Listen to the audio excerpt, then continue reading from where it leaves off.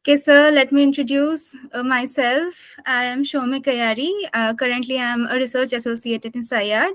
And the very idea of starting this nature podcast was to connect more and more people from every background, like environmentalists, activists, and many government officials and teachers, and other professionals and artists also, so that we can come Mhm. together and share our thoughts in about how we feel about nature and how we feel connected towards nature, and what are our solutions at this present world so that we can move towards conservation.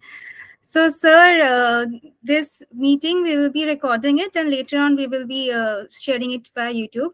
So, whilst to start with today's session, I would like to request you to kindly give a brief introduction about yourself, sir. Okay, so how to introduce myself? Uh, I am Rajiv Mishra, and then uh, I basically graduated in engineering from IIT Kanpur. So, I mean, academically, I did my engineering education, but later on, shifted to civil service. So, joined Indian Administrative Service in 1987. That gave me an opportunity to actually deal with very diverse set of issues and meet really a very large number of different types of stakeholders. So one got chance to work in different sectors. Like initially, we all work in area administration. So I mean, you are either looking at a subdivision or a district where you deal with lots of issues. Some of the issues actually also touch upon the subject of managing natural resources, maybe water, water bodies or rivers and other things. But last 10, 15 years, I have been actually getting a chance to work in the field of water. So before I came to Government of India, my last posting, I mean, the major posting was basically in the irrigation department. So dealt with lots of irrigation projects, water resource development. So on the large major irrigation projects on different rivers. So rivers like Godavari, Krishna, because I was in Andhra Pradesh. So I think some of those river projects. Then I came back to Government of India, and then I had a chance to work with our national river, our mother Ganga. So I think Yes. I started my journey with Ganga in a way from my birth, because I was born in Patna, which is on the bank of Ganga. I Okay. studied in IIT Kanpur, again on the bank of Ganga, and then again towards last 10 years of my service, you can say it has been more or less related with River Ganga. So first as Joint Secretary in MOEF, and then later on as Director General. In between, I was also in the Urban Development Ministry for almost 3 years. So again, very related field, because I think Yes. all the rivers, the problem comes from the urban areas. So again, Yes, exactly, sir. so I I think this agree. part.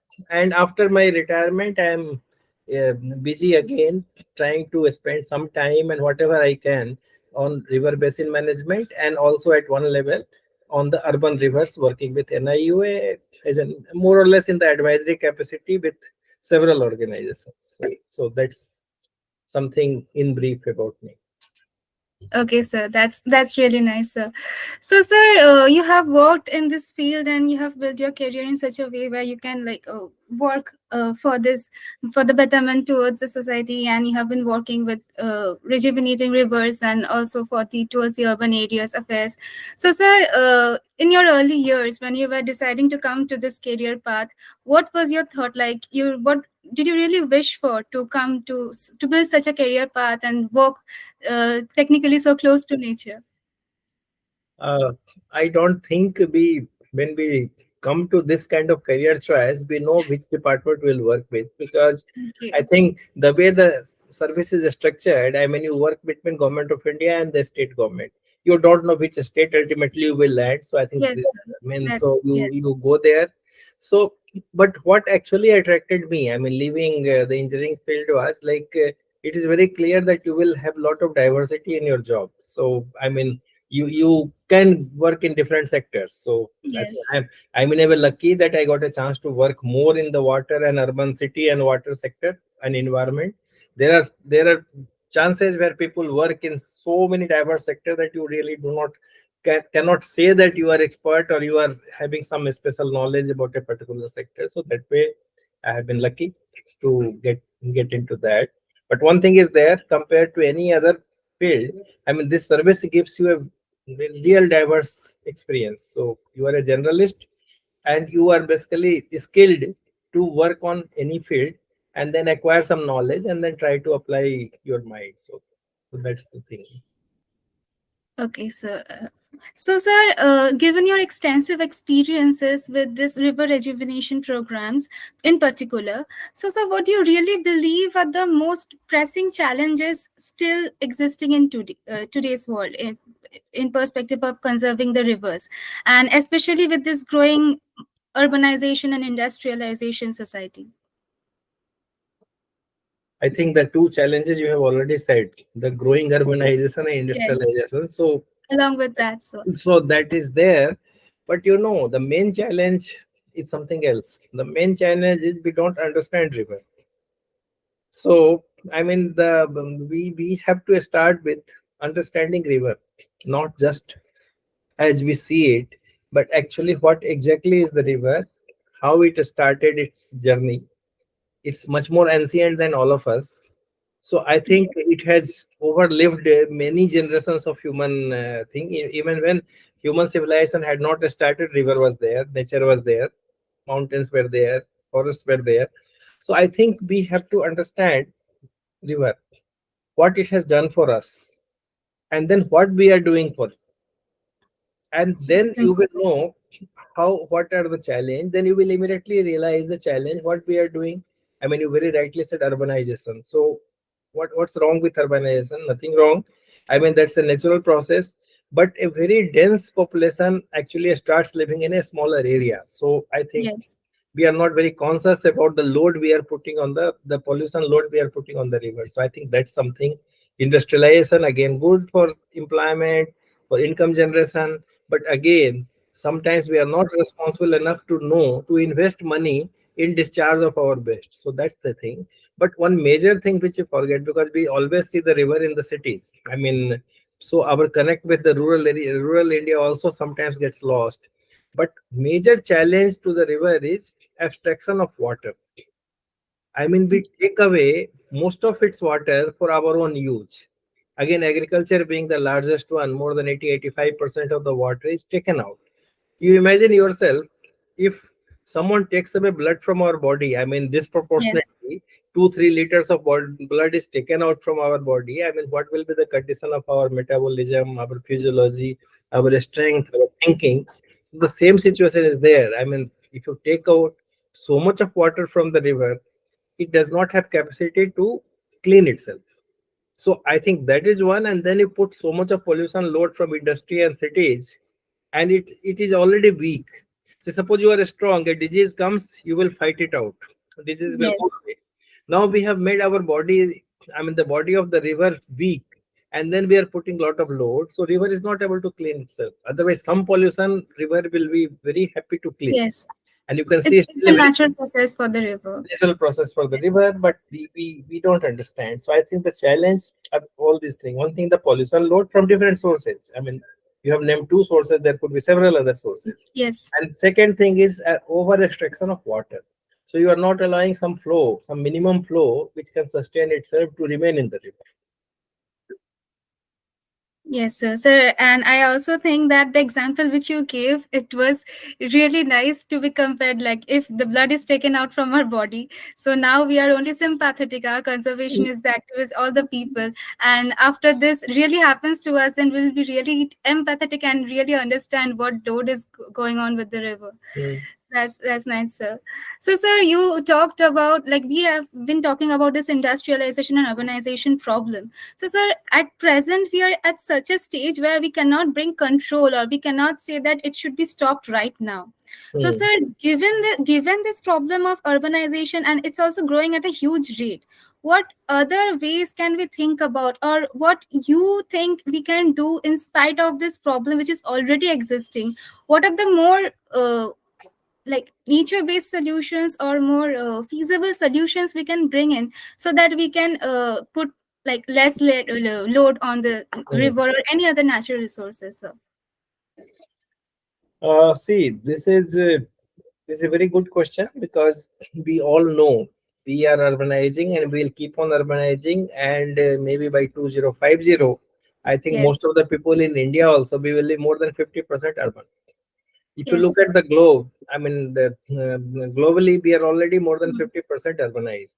Yes. India, we show as data does not show the reality. We are showing something like 33% as per the last census. But I think urbanization in India is counted as statutory towns. So you declare this area as urban area.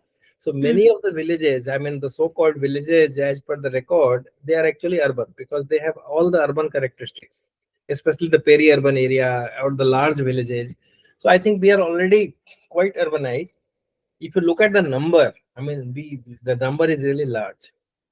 And you think now itself there is so much of load on the rivers. Rivers are polluted. So I think what will happen in future if we are not careful? We cannot allow business as usual to go on, and that's why it's very important. And that's what actually when from Namami Ganga Mission also, and now also I'm working with National Institute of Urban Affairs. What we are campaigning is that we must know how to manage urban rivers, and it has to be holistic. It has to be a kind of plan, Yes. and normally we say city sanitation plan or something, master plans for the city. Now where is the master plan for the river? And can the master plan for the city Do include not. river? I mean, you just think if a river is passing through the city, whether it is part of the city or not. Who owns the river? I mean, let's say the urban stretch of the river. I mean, river is much bigger. I mean, if you say Yes. who owns the Yes. river, the Particular. nation will come, a state will come Yes. into picture. But at least that 10 In the kilometer, urban area. kilometer, who owns? Hmm. Problem is no one owns that river, and that's where we think that we can do anything. So I think what we are typically talking now is about urban river management plan, which actually looks at a very holistic way of looking at river and city together. So we say river, but actually it will also include the water bodies and wetland, etc., which are there in the urban area. So look at that. Look at pollution. Look at the floodplain. Look at the recharge of groundwater. Look at the open area. Look at the riparian vegetation along the river. Look at the riverfront. Look at the reuse of the treated water. Can we take out some water for some of the use so that we don't bring more load to the fresh water and on the river? So I think these are some of the various ideas. I mean there could be a large number of ideas. So we are trying to package them in one particular document, and that's we call it the urban river management plan.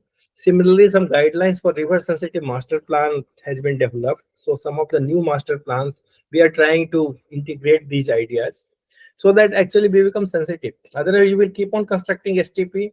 New town will come without any STP, without any kind of treatment plant. Again, the Do pollution. so. So I think somewhere we have to change our thinking, our planning process, and start including river as part of the city. Yes, sir, totally.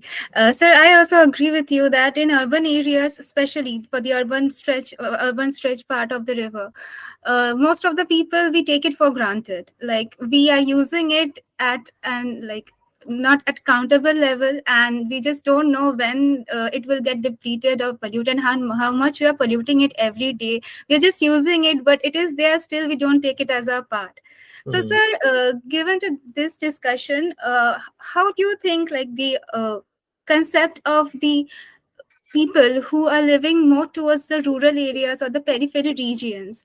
So, are they more close? Like they are, of course, like definitely close, but are their roles more there in conserving the river more and accepting the river as a part of their landscape compared to the people living in the urban area? Yes, I think to an extent you are right because in the rural area actually we people live closer to nature. So I think the way your lifestyle is more towards the natural thing, though there is a lot of change happening in the village also Yes. compared to what was our tradition. But yes, I mean compared to the cities sometimes you will ask a child, I mean kids that from where water comes, they will say it comes from the tap. Tap water, Because yes, that's sir. the only source of water they have seen. Whereas sometimes in village, you swim in the river or you see a pond, and then I think water coming from river. So I think you In urban area, people are just used to swimming in the swimming pools. yes. So you look for swimming pool, and then in the all kinds of swimming pools will be there, and then you go for more luxurious heated swimming pool in winter. Or, I mean, we are getting into actually putting much more load on nature and actually creating much more carbon in the environment. I mean, Yes, the whole thing is like that. absolutely. You had also asked about nature-based solution.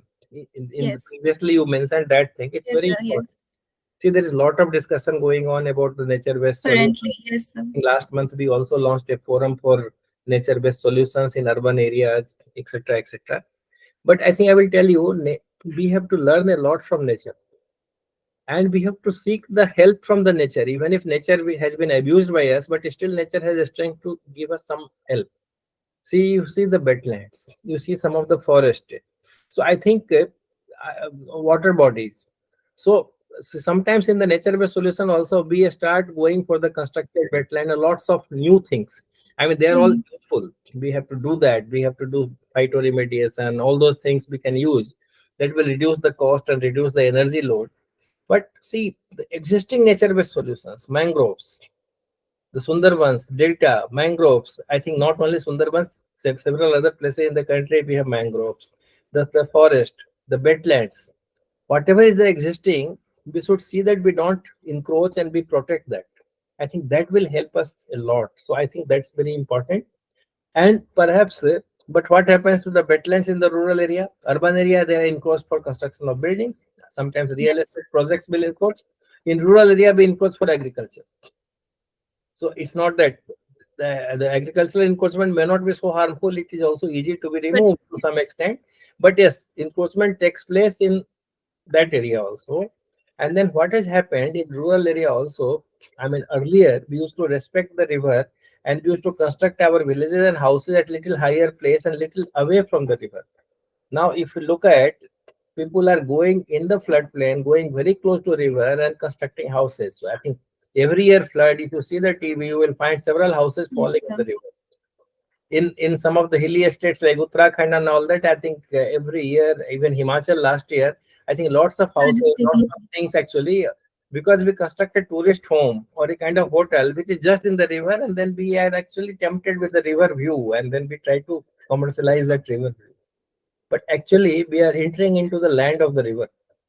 Yes, So absolutely. I mean, like I will tell you two things. I gave the example of the blood. So I think Mm. river also has a right of some water. I mean, it gives water to all of us, but it has no right of on its own water. So what we say environmental flow, minimum flow to sustain reverse ecology. I think that's its own right on the river.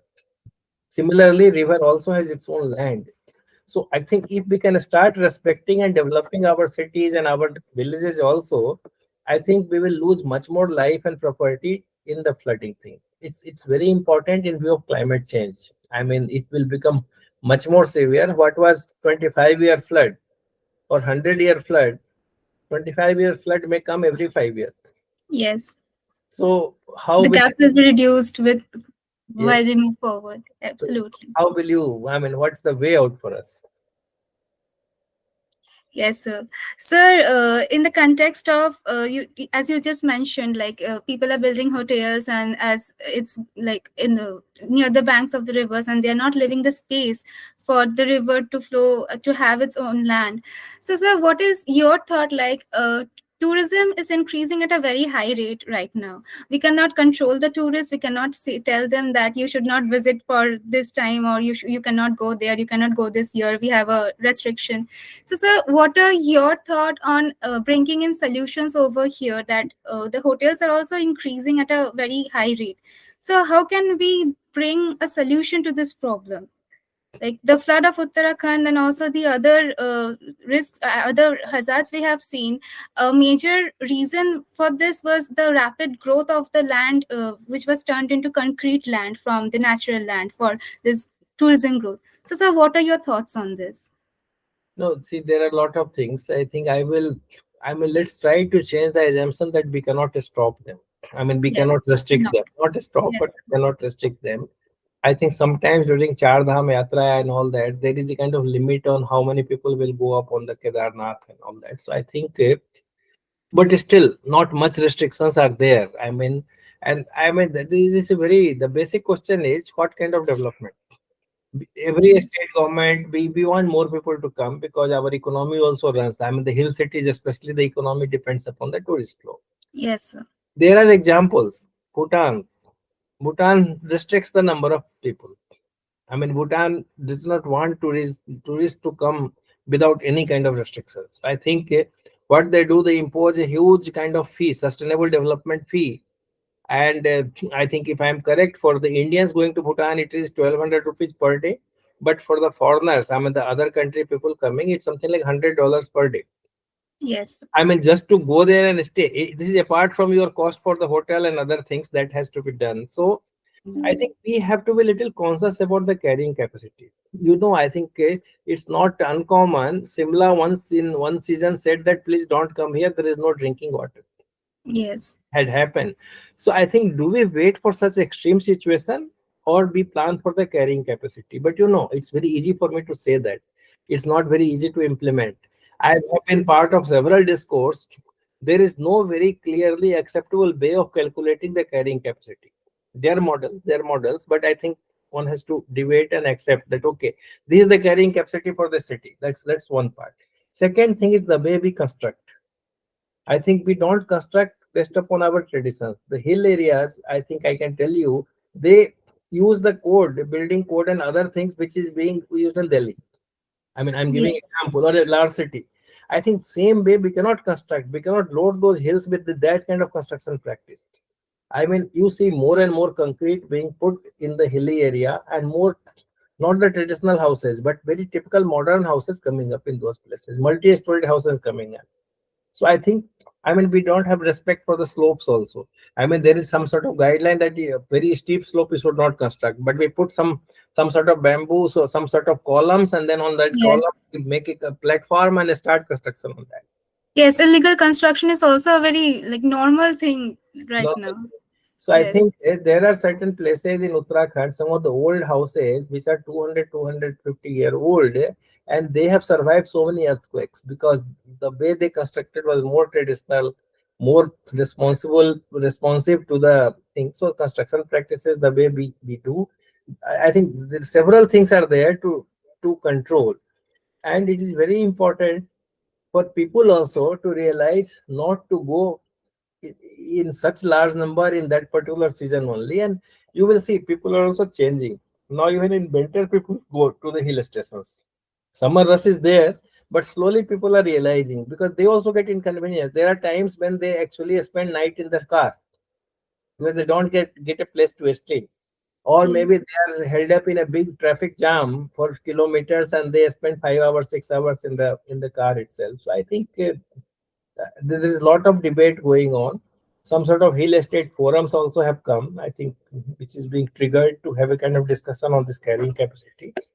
And hopefully, we should learn from the crisis which we have been facing and then plan it better. yes, sir. So, sir, talking about this learning from the crisis situation, I mean, currently there are many sessions and many programs and many workshops and many other dialogues and seminars we see going on, which focuses on community engagement, like spreading awareness to the community, spreading awareness to the locals, so that they come in. Because ultimately, apart from the bureaucrats or apart from the people who are actually working towards this, it's also responsible for all the common people in this world to take the responsibility and to look forward in saving and conserving natural resources. So, sir, how do you think in today's world or at presently, what kind of what kind of other programs we can take on, or how we can actually spread the message to the people so that they not only get the knowledge but also they can like feel it within themselves and then take the action towards looking forward to conserving nature? See, this is an absolutely important area. I think in the discourse, like I will tell you, when we were looking at the river, in fact, I thinking about all those things, I wrote a book in which I said that Ganga reimagining. Yes. So reimagining is basically you have to keep on Sir, thinking. I can just show you. I am like having this book currently. I've started reading it since like 2 weeks. So Okay, yes, sir. Great. Yes. So I will not bore you more about the book because you are No, reading. sir, not at all. I would love to hear more from the author's These perspective. three terms are very, I mean, critical in our thinking. Reimagining. So I think the way we have started our Ganga Action Plan, unless we would have reimagined, we kept on changing. So we have got a kind of Namami Ganga program. It's not end. We have to continuously reimagine, learn. Yes. Then whatever you learn, reimagine, you have to do some action. So I think you develop projects, develop activities, develop some rules, regulations, governance, and then who will implement all this? You have to reconnect. Why reconnect? Because we have lost connect with the river. I mean, Yes. yesterday only I was talking in a particular class with some of the administrators. I think if you talk to people in Delhi, many of them don't know how to go to River Yamuna. In case of Ganga, we are still better off. Generally, people know about the important ghats because some rituals and all that. But the city Yes. becomes so large, the river gets lost into it. That's the problem in Delhi. Jamuna कहाँ है बहुत सारे लोगों को पता नहीं चलता है. I mean, people have simply forgotten how to reach there. Apart from one or two ghats, cut ghat and all that, I Just for mean, the rituals part. this, people don't know. So we have got disconnected from the river. We have turned our back to the river. That's why this reconnecting is important. Now, whom to reconnect? Everyone. You have to, if you just ask a question, I mean, particular to Ganga, but true for every river. Who is responsible for who creates a problem for Ganga? All of us. Industry, urban, citizen, government. I mean, everyone creates some problem. And who has got a stake to clean it up or to solve this problem? Almost everyone. So I think the answer is both way, everyone. But see, it is very easy to say how to reconnect everyone. So you will have to develop a kind of a strategy, something which appeals to different stakeholder, and then implement those strategies to bring them back. I mean, recent past, if you see, some of the programs have actually created a kind of sensitization. Swachh Bharat mission, you see. The younger generation actually is more sensitive about throwing things here and there than perhaps the older people. I mean, sometimes kids go and tell their parents, no, don't throw it here. So that one Namami Gange program. So we started actually creating, reaching out to the community, developing several models, several different programs. So you create a cadre of volunteers. But I think just creating once a cadre will not help you. You have to sustain them. So you come up year round, every 2 months, 3 months, have a kind of campaign which again catalyzes them, galvanizes them. You have to do it for some time so that they themselves become champions. And I can tell you, I can recollect several of these Ganga Prahari, Ganga Mitra, and all those people, which I mean, many of them remain in touch with me now also and keep on sending what they are doing. So I think that is something which is very important to connect. But you don't have to only reconnect people and going to ghat and cleaning. You have to reconnect academician. I Yes. mean, when you are an architect, when you are teaching engineering, how many places we really talk about river science? I mean, we talk about, see, if you have to clean a river or rejuvenate a river, it needs almost all branch of knowledge. Hydrology, ecology, biodiversity, urbanization, urban planning, river planning, geomorphology, even the social sciences, The culture, humanities subjects. heritage, Yes. humanity. I mean, you name it, can be packaged all of them and create a course. And we started a thesis competition for the students to write on the river and city thing in the urban river context. I think there could be, I mean, you have to reconnect everyone and then you have to keep on repeating it. I mean, it's a kind of continuous learning cycle which will go on, and that's the way actually one has to look at. Yes. It starts from the very early age, I believe, sir. Yes, yes. From like the very primary classes in our school.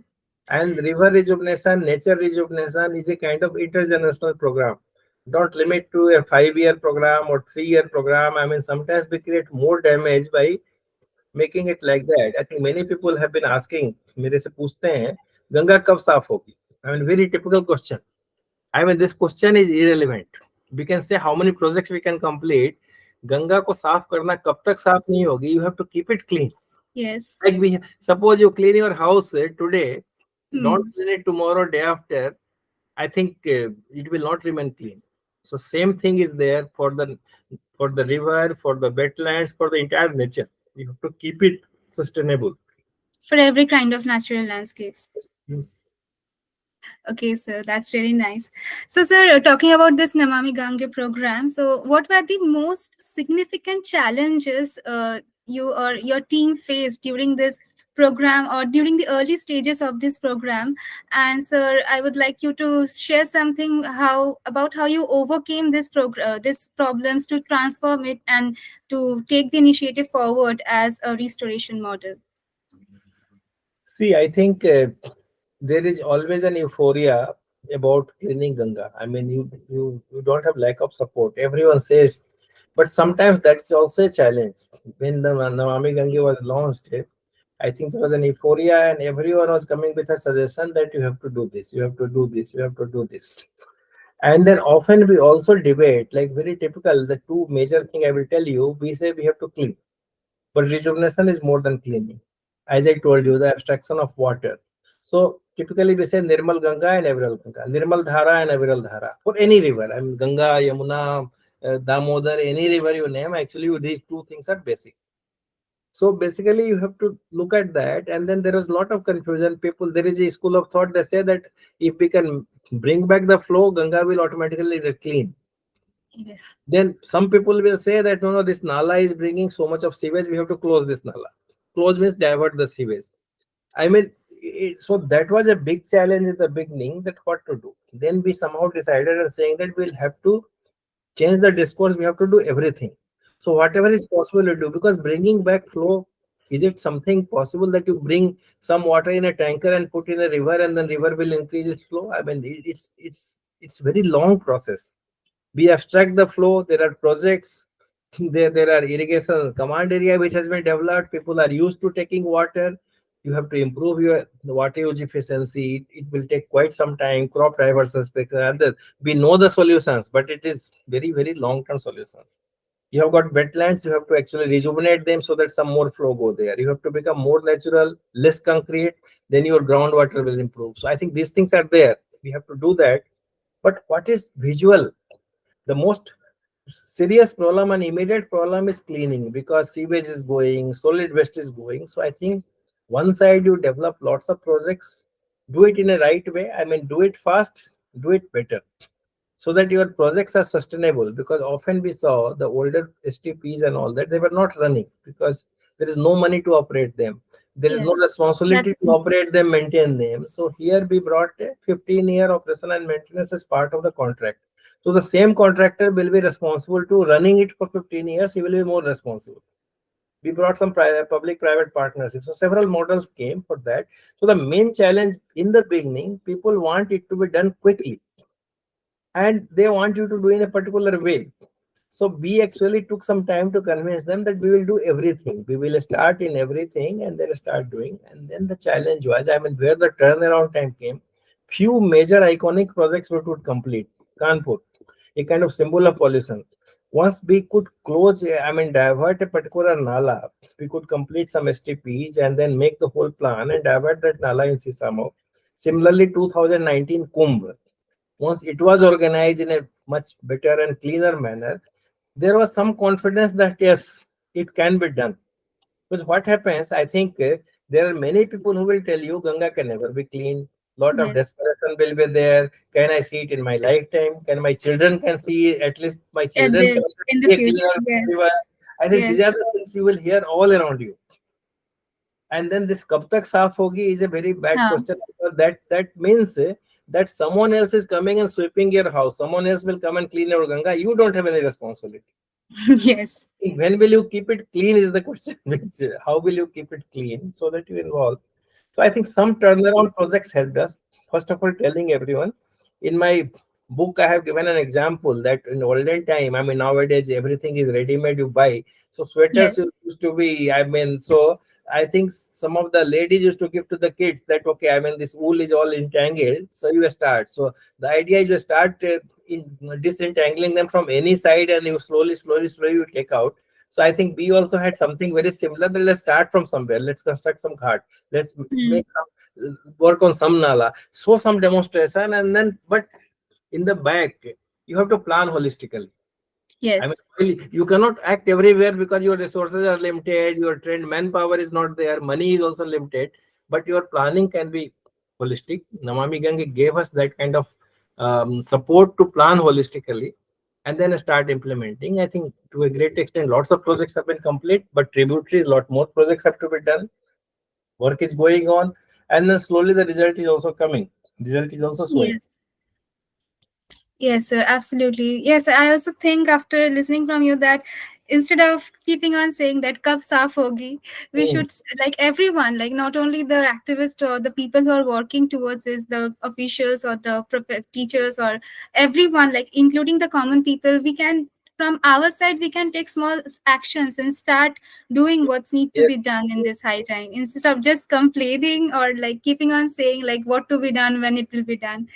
So, sir, apart from the uh, challenges, talking about the success story, so the success story of Namami Gange program, it has inspired efforts for other rivers in India also for looking towards restoration and rejuvenation models. So, sir, what do you think is the primary takeaways that other river rejuvenation initiatives can adopt to achieve similar success? I think this is a very good question and very important question for future, because now six more river basins. I think there is a kind of a study going on and a program will come for them also. So the idea is, I think, let's go back to the first thing I told you. You have to Mm. improve your understanding of the river. Yes, And see, I'm telling you, when I was principal secretary irrigation in the state, even my understanding was it's a resource. We have to construct projects, take out the maximum water from the river, otherwise the water will go to the sea and then it will be waste. I mean, yes, some fresh water sea also needs to take, otherwise sea will start eroding into your land. So I think yes. there is a ecological need, but we don't understand that. So we also very aggressively wanted to construct. Now I am telling you about some sort of ecological flow and some minimum flow should be left. So I think this is something very important. So what happened with the IIT's report? So we have to start with understanding scientifically the river. I mean, one thing I am telling you the general thing.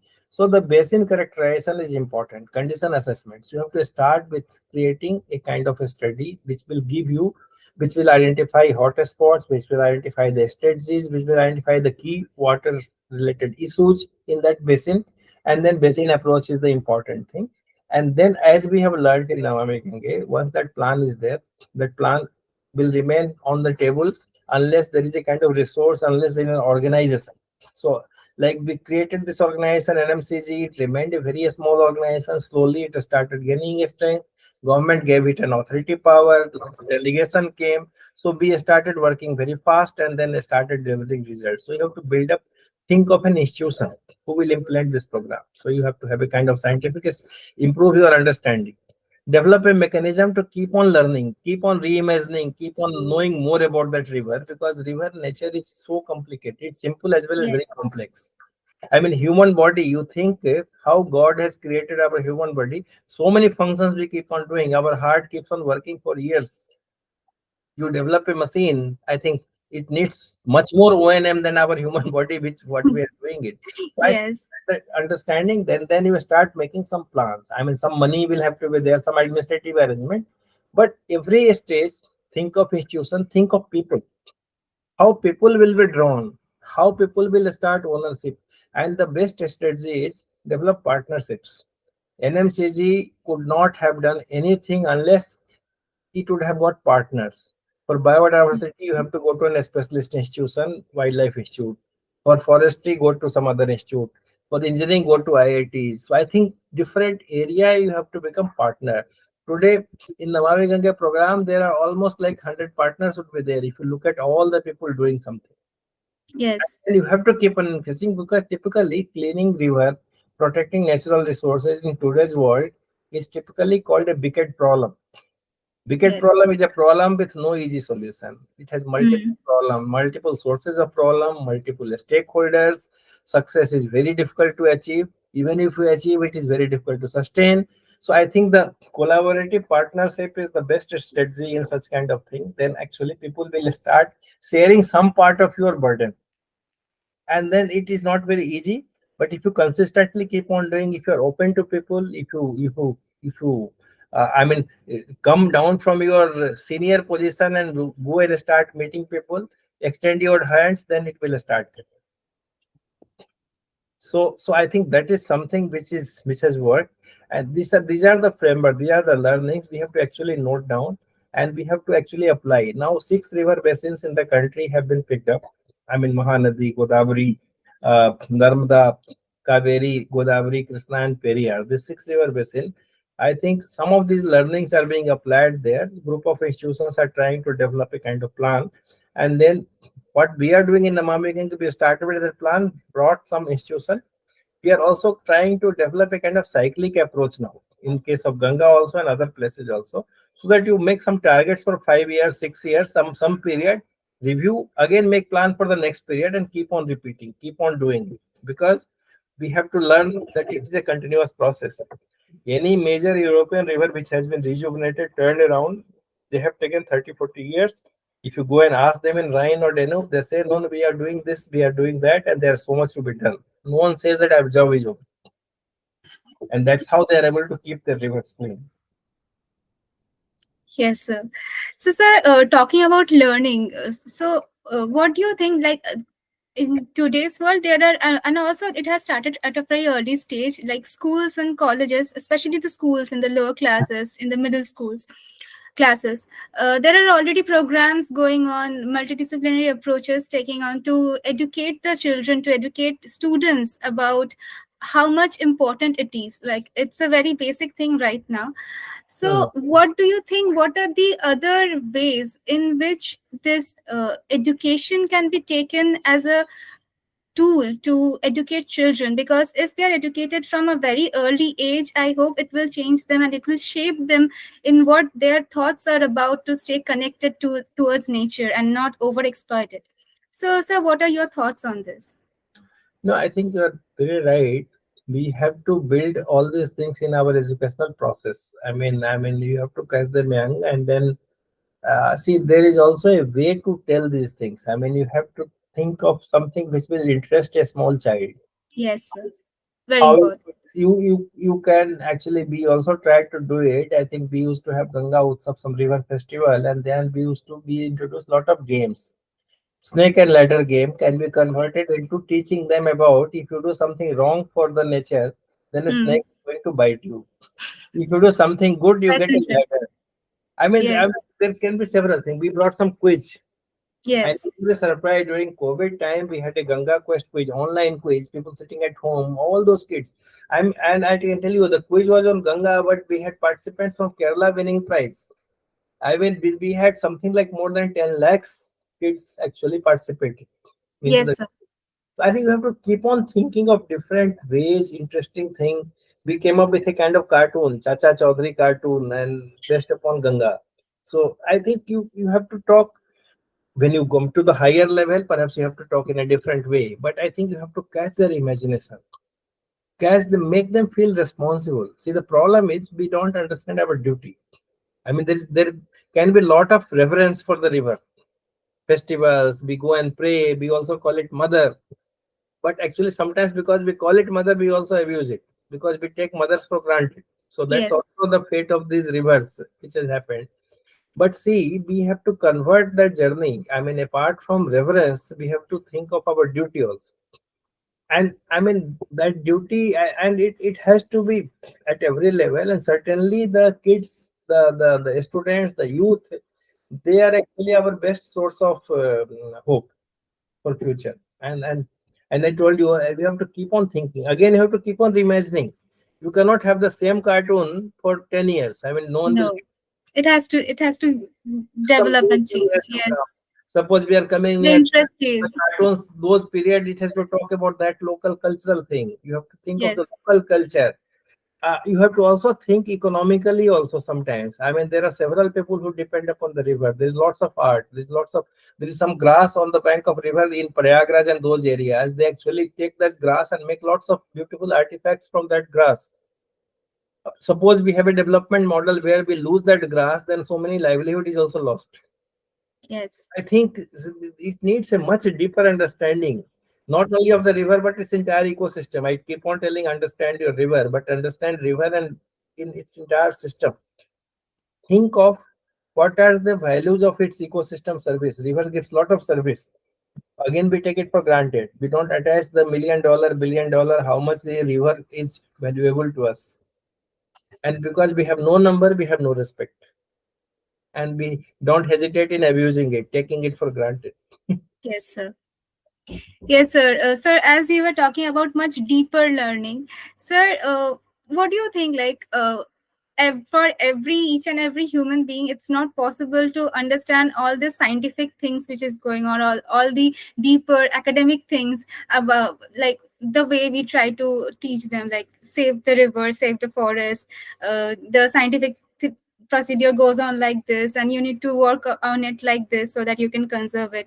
So, sir, at this point, and as an author also, I would like to ask you, how does literature, or how does moral values, or the traditional values, how does it help humans to learn from there? Because for everyone, understanding scientific things is not possible. So how does these values and traditional morals and all these things, how do they create an impact upon people about understanding nature and conserving it? It's a very important aspect which you have seen. In fact, I'm immediately reminded of a book uh, written on Uttarakhand stretch of the river. Yes, sir.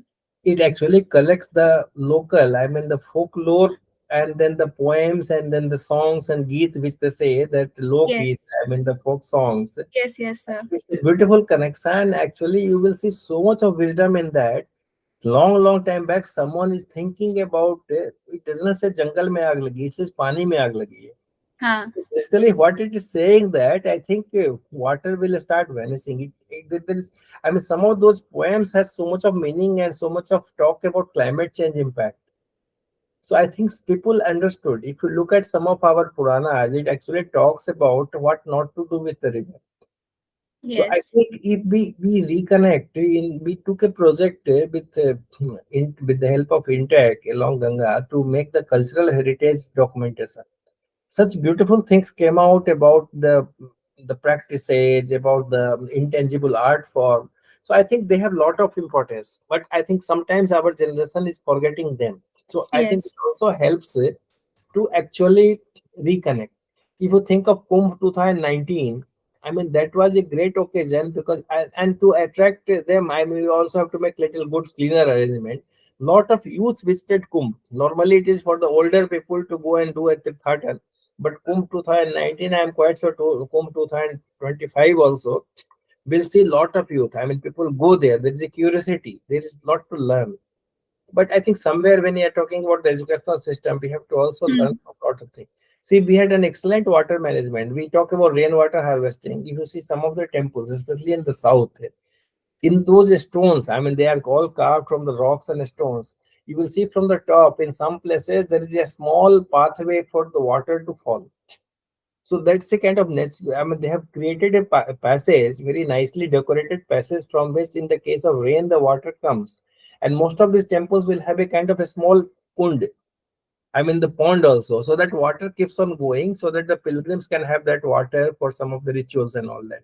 So that was a very, very ancient nature rainwater harvesting, which we are trying to do. So I think water management practices of the past can also teach us. But I can also tell you, we have changed so much. We have put so much of the load on the nature, thinking that only our traditional approach will be enough is also not good. I mean, it's not also going to be there. We have to have Yes, the world is changing now. modern because the world has changed. We are not living Yes, the same world which was 1,000 years back. absolutely not. I mean, Yes. within just after independence, the kind of population growth, if you see the number, you will realize that how much extra load. I think 200 years what population has increased. I think in last 75 years we have got more than that population Yes. added to India. So I think in a very intensive way we are increasing load. Our development paradigm sometimes is not sensitive enough to think of these things. Yes. Our engineers, our people who plan these projects are trained to use concrete. That's easily available. People, it's easy. So Easier to use. Exactly. where we can actually not concretize and allow water to go, there also be concretize. Yes.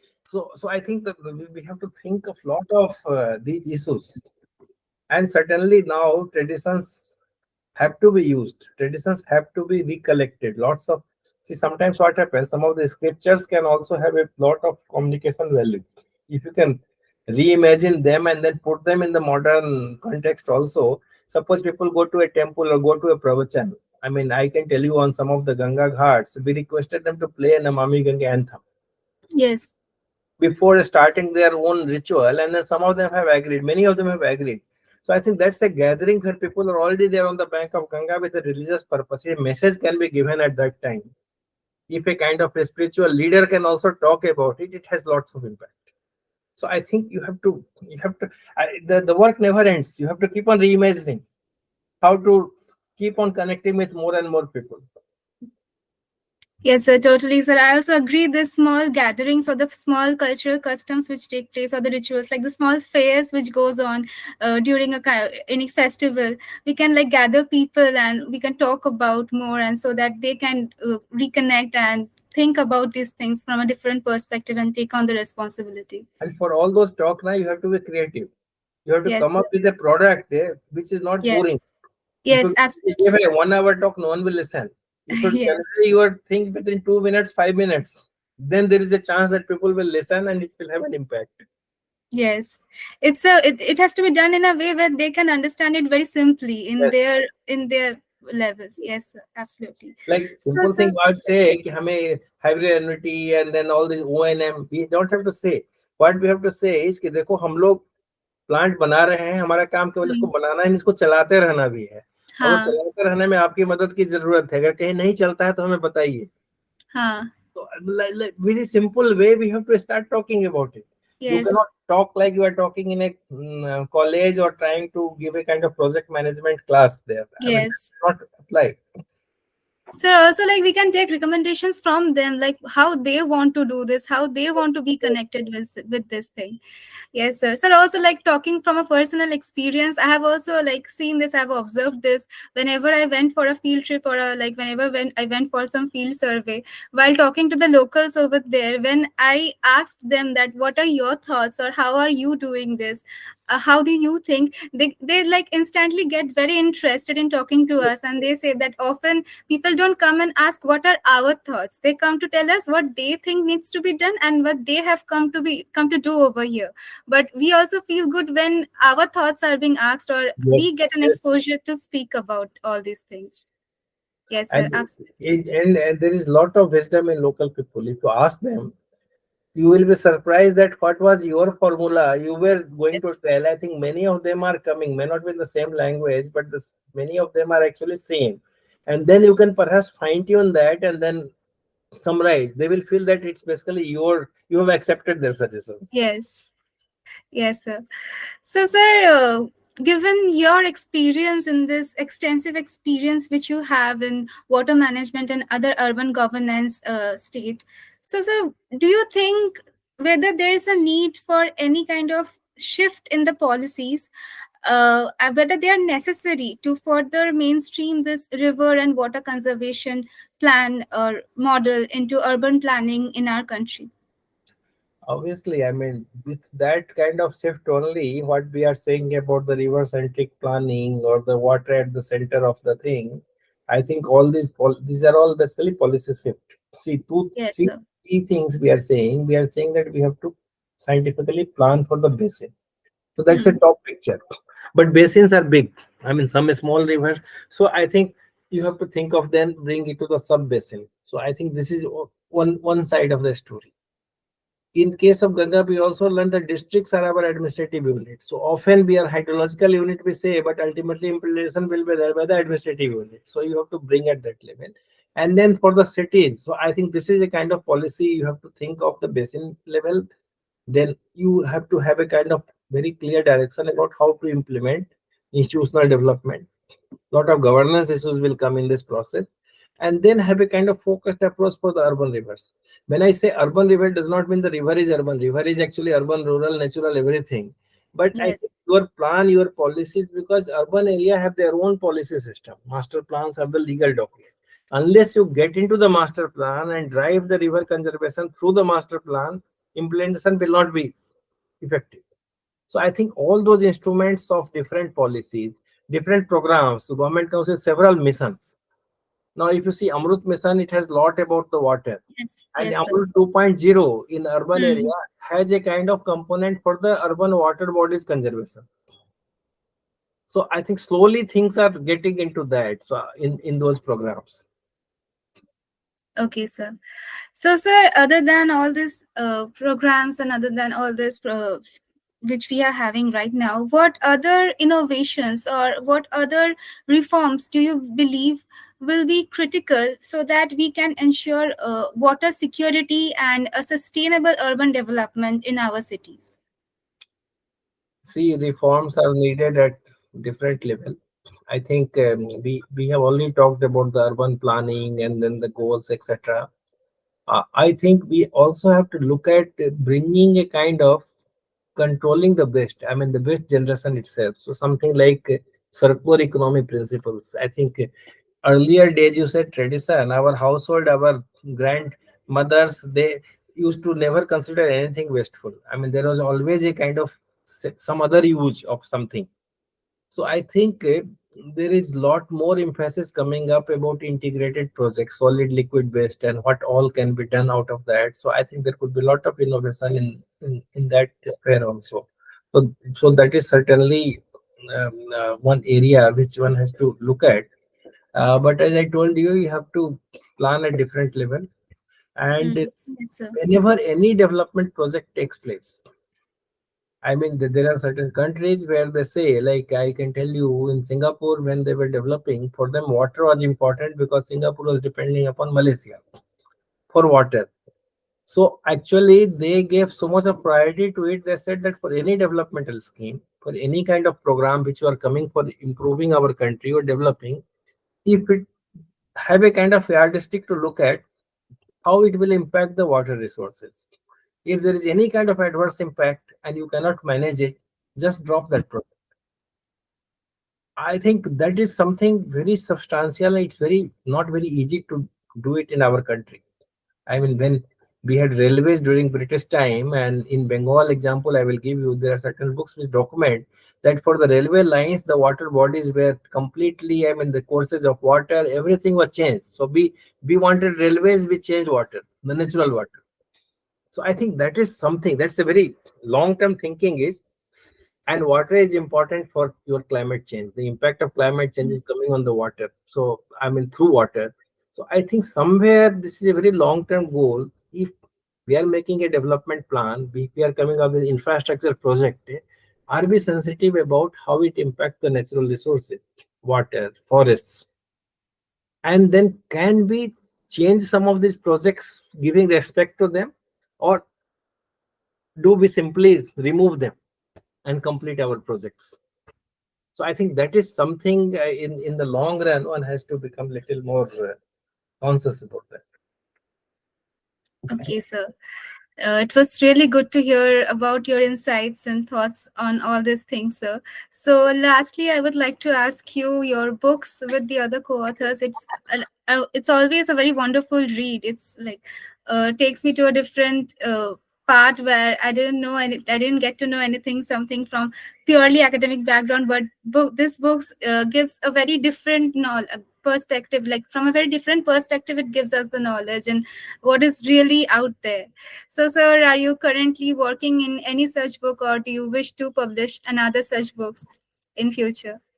See, I have some thinking. After this, we actually worked on a more technical book on managing urban Okay, river from planning to practice. So it okay, was sir. a kind of set of, I mean, 18 chapters are there on different aspects of this thing. I mean, some of the things which we talked today. So I think Okay, someone talks about the floodplain and urban floodplains and what all. One chapter is on the biodiversity, urban biodiversity. One chapter is on the master plans, like that, riverfront. So like that. So that has come up last year. So that was, I mean, it's I am one of the editor and also author of some chapters in that. So that's there. Maybe I think someday I will actually again revisit this book and write in a different way. In a different way means adding some more things and then maybe change some chapters and do it. My idea is also to perhaps if I get energy and sufficient resources to get something written in Hindi and little simpler book. I mean, this has lot of data and lots of things, but this is more like a documentation of our efforts about what it happened. So maybe someday a kind of more straight, like something which we are conversing about, how to understand a river, understanding river and saving river, something like that, on that theme something is coming. So we can actually reach out to a more number of people in that way. So there we don't have to write about different projects in Kanpur and Varanasi and all that. It will be more like a kind of general book. And Yes. one of the your question was what can be learned from Namai and how to take it from that places. So I think some of Yes, those sir. things will come in that. But I Okay. get lot of support, maybe some help from young people like you. Sure, sir. We are Sure. I would doing lot of research, lot of things to be done. that will be a great honor, sir. Mm. Okay, sir. So we come to the end of our podcast session, and I hope you liked it and you had a great time too. It was really great. It was really beautiful in talking to you and sharing and having a conversation about our thoughts and what we think for the nature. So thank you so much once again, and thank you for your time. And we hope to look forward to another such beautiful session with you, sir. Thank you so much. And then I really enjoyed, and all the best Thank you. to you in future. And I would love to have another conversation or connect with you. Thank you. Thank you so much, sir. So after this meeting, we will be providing this we will be streaming this in YouTube, and we'll be giving you the link. We'll be sharing the link, and you also can share this link in your platform, sir. Sure, sure, we'll do that. Thank you so much, sir. Thank you, sir. Good Bye bye. night. All the best. Bye. Good night. Thank you so much, sir.